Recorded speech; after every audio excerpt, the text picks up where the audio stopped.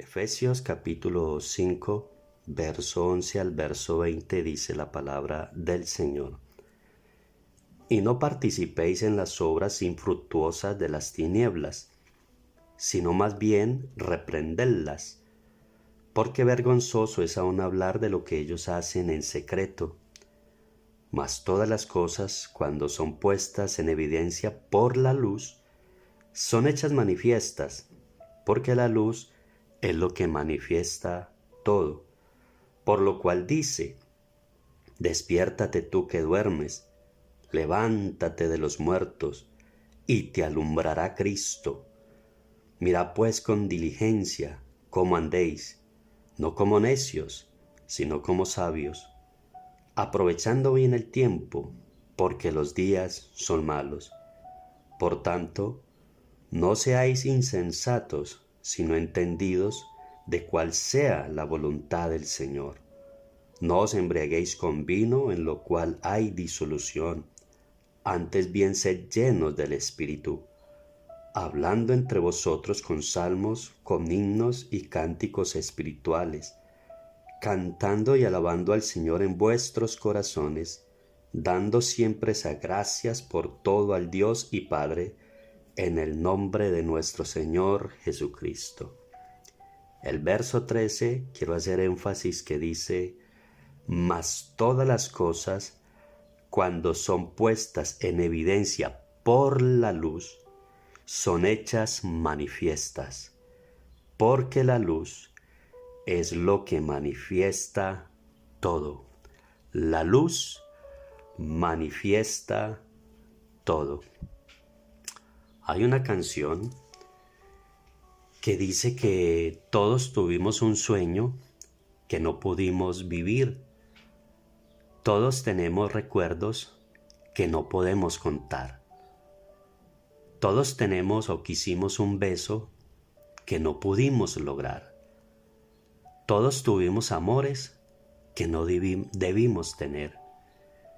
Y todos tenemos secretos que no podemos decir. Es una gran verdad. Hay cosas en nosotros que no podemos decir. Son secretos. Un secreto es algo que está reservado. Es algo que es impenetrable, que no se debe dar a conocer a los demás. En griego, al secreto se le llamaba inefable. La palabra inefable quiere decir que no se puede expresar con palabras.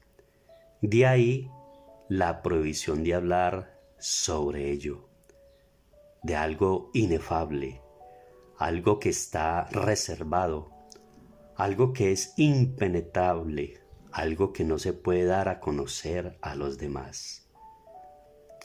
Estaba mirando y encontré unas frases que me llamó la atención, que decía que un hombre empezó a leer la palabra de Dios y descubrió muchos errores. Y cuando uno piensa que él encontró errores, quizás uno está pensando que encontró errores en la palabra de Dios. Luego él dice: encontré muchos errores, pero todos los errores que encontré, los encontré en mí, en mi vida, no en la palabra, sino en Él.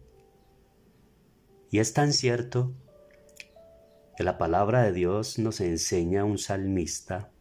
El salmista dice que la palabra de Dios es una lámpara. Y la lámpara, la luz, lo que hace es iluminar lo que está en tinieblas, lo que está escondido, lo que no se puede ver, lo que está reservado, lo que está en secreto, lo que está oculto. Eso es lo que hace una lámpara, iluminar. Y este salmista dice: lámpara es a mis pies tu palabra y lumbrera a mi camino. Nos está mostrando que la palabra de Dios es esa lámpara, es esa luz que nos ilumina. Y esta palabra de Dios es tan poderosa, es tan profunda, que dice que la palabra de Dios es viva y es eficaz. Y es tan eficaz que es una espada de doble filo. Penetra hasta partir el alma. Dice que penetra hasta partir el espíritu, las coyunturas, los tuétanos, y discierne los pensamientos y las intenciones del corazón. Eso es el poder de la palabra de Dios, el poder de estar delante de la luz, de la presencia de Dios y de su palabra. Hay un caso bien particular que quisiera mencionar y es acerca de la muerte de Juan Bautista. El evangelista Marcos, en el capítulo 6, el verso 14 al 29, nos narra la historia y los acontecimientos de la muerte de Juan Bautista. Pero ¿cómo hizo este evangelista para registrar un acontecimiento que no fue público, que fue un acontecimiento que fue hecho en secreto, no delante de todo el pueblo, sino que fueron muy pocas las personas que estuvieron en ese acontecimiento de la muerte de Juan Bautista? ¿Por qué hoy nosotros podemos tener a primer plano, a primera mano, esta historia de la muerte de Juan Bautista y de la manera en que Juan Bautista murió? ¿Dónde salió? ¿Por qué salió este secreto si eso nadie lo sabía? Y es aquí donde el evangelista nos muestra cómo pasó las cosas y cómo es que hoy nosotros tenemos a primera mano la muerte de Juan Bautista. La Biblia dice que el rey Herodes oyó la fama. Así empieza esta historia. El rey Herodes oyó la fama de Jesús. En pocas palabras, escuchó el mensaje. Recuerde que la palabra de Dios es luz. Y cuando el rey Herodes escuchó la palabra, escuchó la fama de Jesús, porque la fama de Jesús se había hecho notoria en todo Israel. Y dice que mucha gente decía: Juan el Bautista ha resucitado de los muertos, y por eso actúan en él estos poderes. Pero otras personas decían: es Elías. Y otros decían: es un profeta, o alguno de los profetas. Eso decían de Jesús. Pero cuando el rey Herodes escuchó la fama de Jesús, cuando escuchó la palabra de Jesús, dice ahí el evangelista que al oír Herodes esta palabra, dice que él salió a la luz, lo que estaba reservado, lo que estaba en secreto, lo que casi nadie sabía.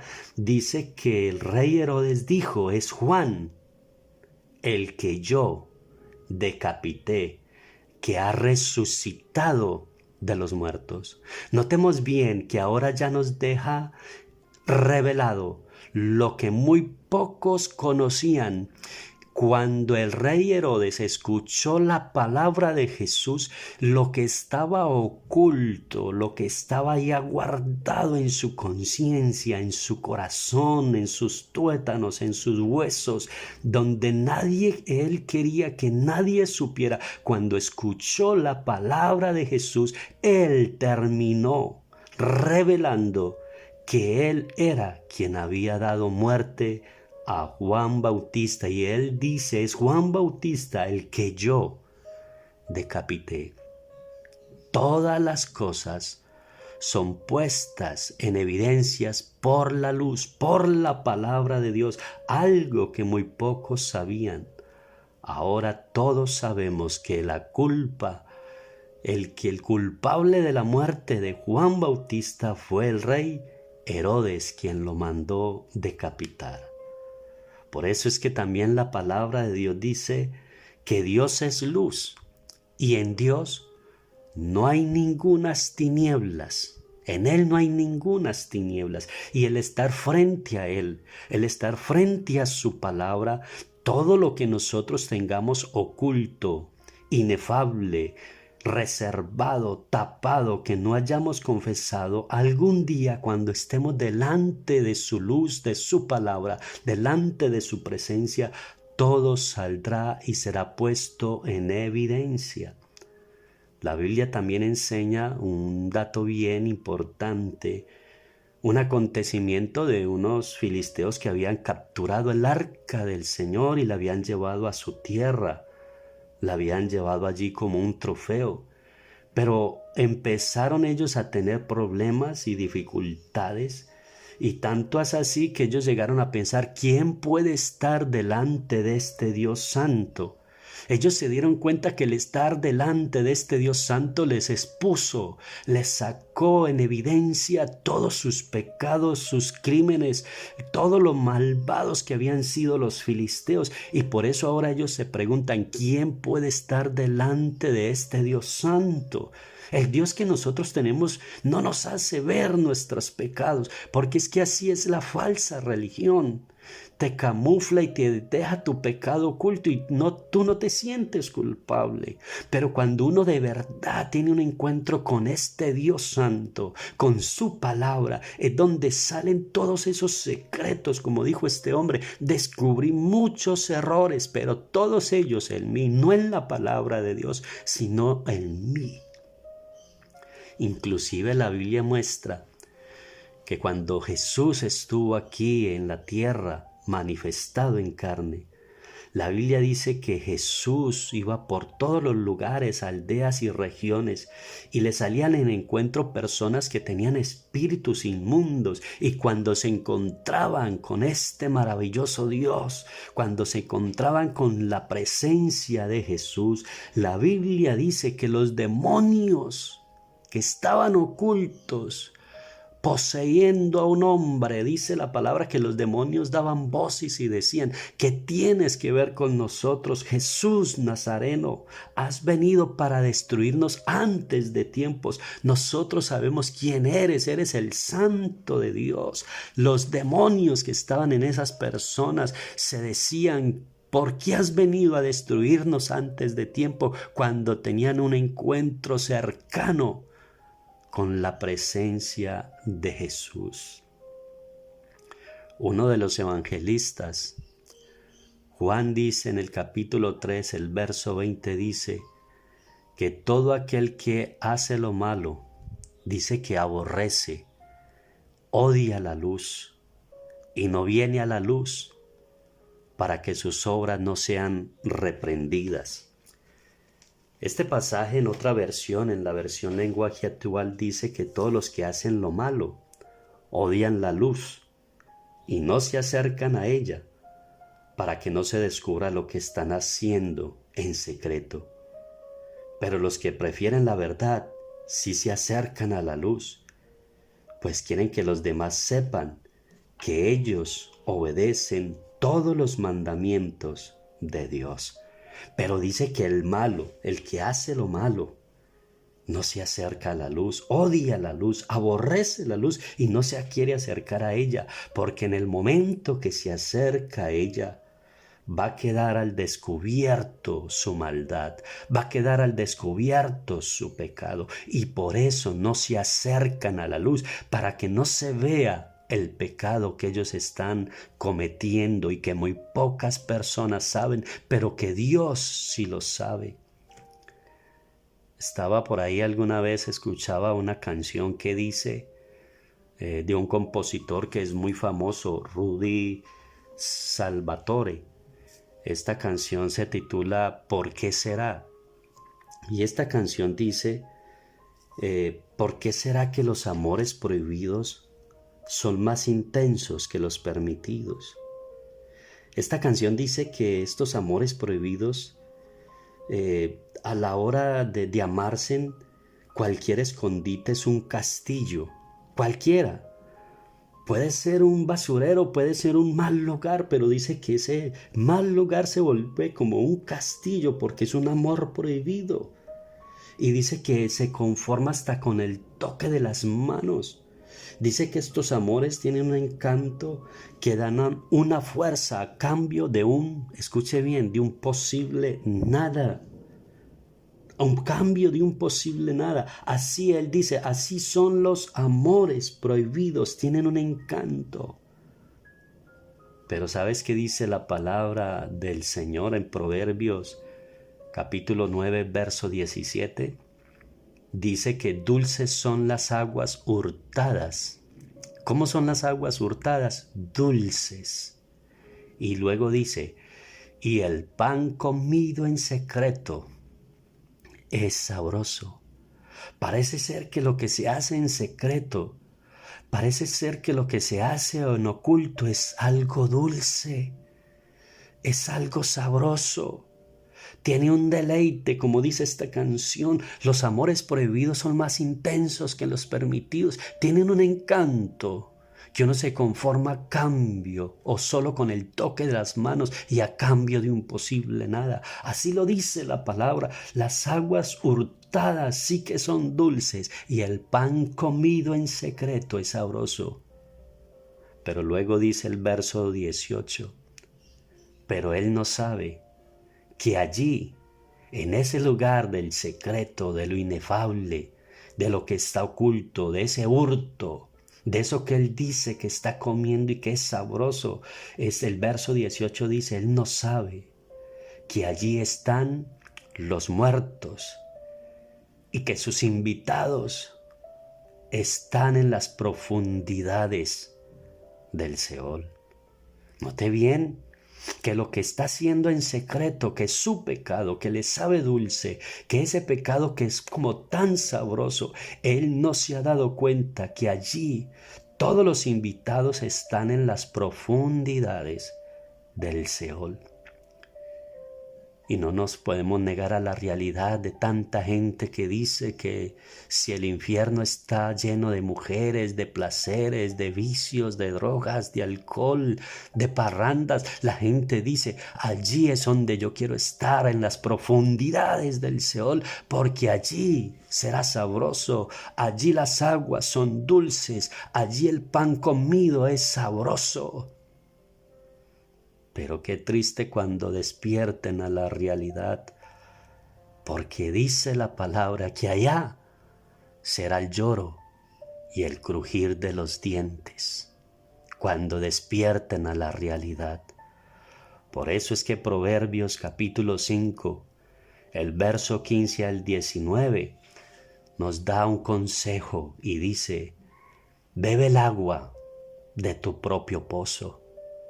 No es necesario que hurtes aguas y que te sean dulces. Proverbios 5:15 dice, bebe el agua de tu propio pozo, el raudal que emana de tu propia cisterna. Y luego hace una pregunta, ¿por qué derramar tus fuentes por las calles y tus corrientes de aguas por las plazas? Esas aguas son para ti, solo para ti, no para compartirlas con gente extraña. Y luego dice, bendita sea tu manantial. Y mira el consejo, alégrate con la mujer de tu juventud, con esa cervatilla amada y graciosa, sáciate de sus caricias en todo tiempo, recréate siempre con su amor. No es necesario caer, como dice esta canción, en un amor prohibido, en un amor secreto. No, recréate, gózate, porque ese amor que tú tienes, tu esposa, tu esposo, es bendito ese manantial, y con él alégrate, con esa mujer de tu juventud, con esa cervatilla amada y graciosa, sáciate de sus caricias en todo tiempo y recréate siempre en su amor. No te vaya a pasar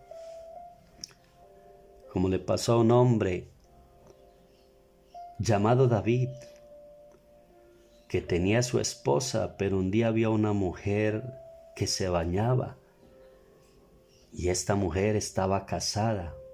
Era un amor prohibido.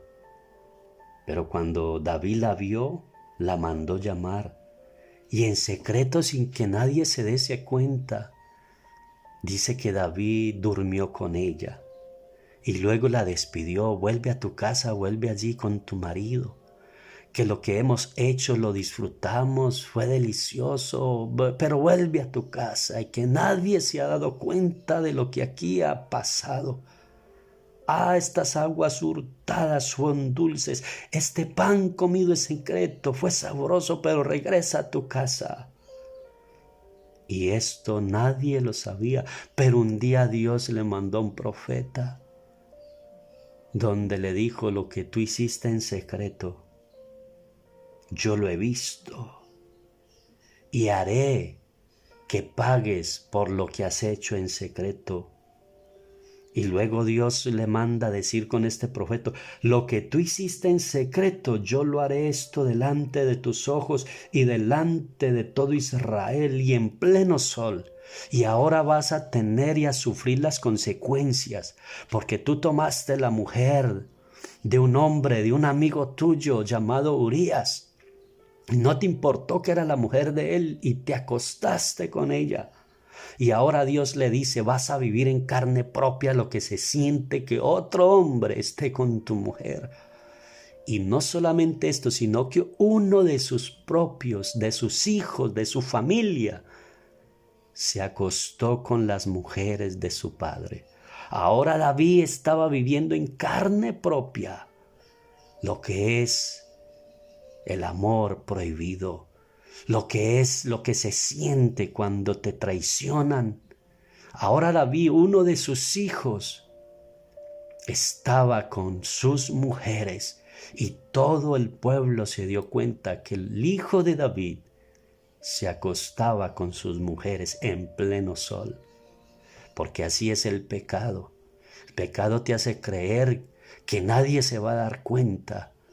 Pero vas a llegar un momento donde ese tu pecado va a quedar al descubierto. Y vas a pagar y vas a sufrir por ello. ¿Por qué encubrir nosotros nuestro pecado? Nosotros, por mucho que nos escondamos a la hora de pecar, no nos podemos esconder de Dios. En Jeremías 23 dice, el capítulo 23, verso 24 dice: ¿podrá alguno esconderse en escondites donde Dios no lo vea? ¿Podrá alguno esconderse? La verdad es que de Dios no hay un lugar donde no nos podamos esconder. Por eso es que Eclesiastés dice que Dios traerá toda obra a juicio, sea buena o sea mala. Toda obra un día quedará en evidencia. Lo que hemos hecho en secreto, sea bueno o sea malo, Dios lo sacará a la luz. Dios lo revelará. Y la Biblia dice en Romanos 2, verso 16, dice: el día en que Dios juzgará los secretos de los hombres. Puede ser que ahora no, pero va a llegar un día que Dios tiene señalado, que Dios tiene escrito, que ya Dios lo tiene predestinado. Va a llegar ese día y puede ser que estemos cerca de ese día. Y hay un día donde Dios señaló y dice que Dios juzgará los secretos de los hombres. Pero creo que hoy es un día, una oportunidad más que Dios nos da de venir a su presencia. Y de lo malo que hemos hecho en secreto, confesárselo, declararlos y apartarnos de ellos.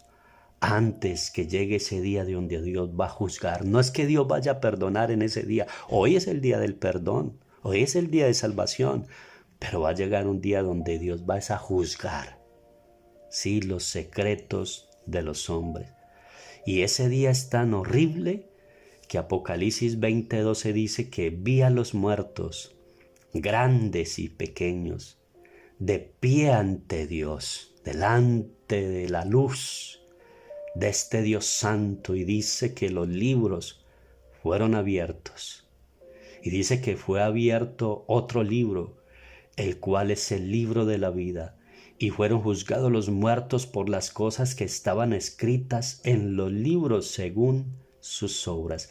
Ese día nadie podrá decir eso no es cierto, porque todo está escrito, todo será mostrado, todo será puesto en evidencia delante de la luz delante de Dios y delante de todos. Allá no habrá excusas, allá no habrá nadie que pueda decir ese no soy yo. Todos, nuestras propias conciencias nos mostrarán que fuimos, que hicimos y que nunca confesamos esos pecados. Pero quiero terminar esta reflexión. Proverbios 28:13 dice: el que encubre sus pecados no prosperará. El que encubre sus pecados no prosperará, mas el que los confiesa y se aparta alcanzará. Qué lindo esto. El que lo confiesa, el que no lo sigue ocultando, el que no lo sigue reservando, el que no lo sigue fingiendo, el que no sigue tapando, sino que el que lo confiesa, y no solo lo confiesa y dice, y se aparta, alcanzará la misericordia de Dios.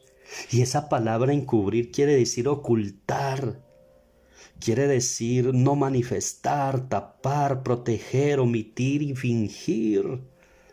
El que encubre su pecado no prosperará. Pero si tú quieres prosperar, si tú quieres que tu vida tenga un cambio, si tú quieres que tu vida tenga la bendición y la ayuda de Dios, debes hoy confesar tu pecado y apartarte de tu pecado y alcanzarás la misericordia de Dios. Tal es el caso de David, que fue un hombre que compuso uno de los salmos o de los salmos más hermosos que hay, como es el Salmo 32 y el Salmo 51. En el Salmo 32 vemos como David dice, mientras callé, mientras no quise confesar, mientras oculté, mientras omití, mientras fingí mi pecado, y que todo estaba bien, que yo no era ese pecador. Él dice, mientras yo me callé, dice que se envejecieron sus huesos. Y mire él lo que dice, en mi gemir todo el día, porque de día y de noche se agravó sobre mí tu mano. Y luego él dice, se volvió mi verdor. Mire cómo era antes, cuando él andaba bien con las cosas de Dios. Era un hombre fructífero. Era un hombre que él dice, mi verdor. Se volvió en sequedades de verano cuando pequé. Y cuando oculté mi pecado, mi verdor se perdió y se volvió en sequedades de verano. Ya no había algo verde en él, ya no había fruto, ya era un hombre triste, ya era un hombre con congojas, ya era un hombre que hasta su cuerpo sentía la enfermedad, aunque sabemos que con los años nos enfermamos, pero el pecado destruye hasta nuestro cuerpo, nuestra alma, nuestro espíritu, nos destruye el gozo, nos destruye la alegría, nos destruye la paz, la armonía en el hogar, con la esposa, con los hijos. Así hace el pecado. Te destruye y vives amargado, vives infeliz, te sientes culpable. Así se sentía David, un hombre que era verde se volvió en sequedades de verano, un hombre que era feliz, pero dice que sus huesos se envejecieron y de día y de noche se agravó sobre él la mano. No era un hombre ahora, era un hombre ahora infeliz. Pero él dice, pero confesaré mis pecados. Voy a traer mis pecados y los voy a confesar. Por eso en el Salmo 51 también dice, ten piedad de mí, oh Señor, conforme a tu misericordia, conforme a la multitud de tus piedades, borra mis transgresiones, borra mis rebeliones. Y le pide a Dios, lávame más y más de mi pecado, de mi maldad, y purifícame, Señor, de mi pecado, porque yo reconozco, mire cómo este hombre reveló su pecado, dice, yo reconozco mis transgresiones y mi pecado está siempre delante de mí.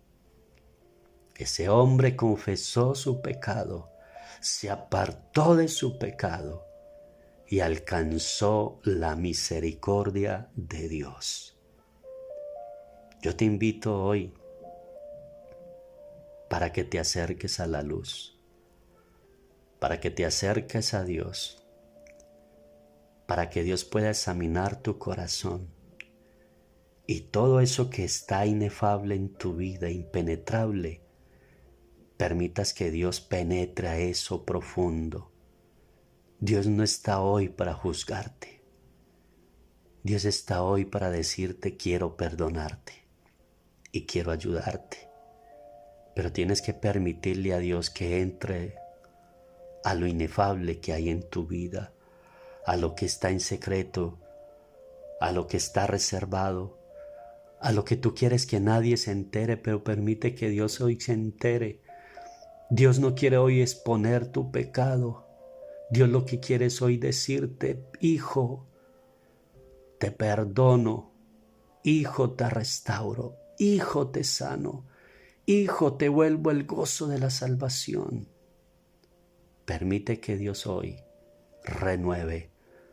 Por eso David le dijo a Dios, crea en mí, oh Dios, un corazón limpio y renueva un espíritu recto dentro de mí y que tu espíritu noble me sustente.